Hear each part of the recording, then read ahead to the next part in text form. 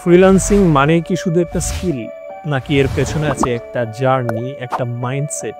বুঝতে পারছিলাম না কোথা থেকে শুরু করব, আর শেষটা আদৌ আছে কিনা। মনে হচ্ছিল হয়তো আমি একাই এসব ভাবছি। বেশিরভাগ কোর্স হয় হচ্ছে আপনার recorded. Because of I've been seeing lots of courses in the marketplace. এর আগেও একটা কোর্স করেছিলাম, কিন্তু সেখান থেকে আমি তেমন কিছুই পাইনি। কোর্সগুলো কোনো মনিটরিং সিস্টেম থাকে না।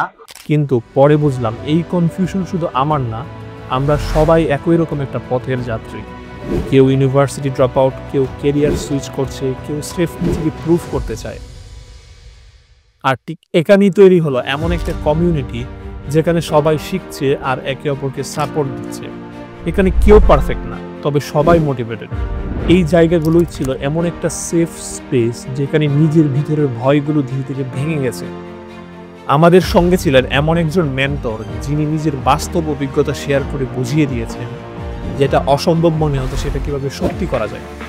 এটা শুধু একটা ইভেন্ট না, এটা একটা মুভমেন্ট। এখানে আমরা শিখি, গ্রো করি এবং একসাথে এগিয়ে যাই। আমরা এমন একটা ভবিষ্যৎ করছি যেখানে সবার অংশগ্রহণ আছে। তুমিও একা না, আমরা আছি একসাথে এগিয়ে যাওয়ার জন্য। এখন প্রশ্ন হচ্ছে, তুমি থাকছো তো?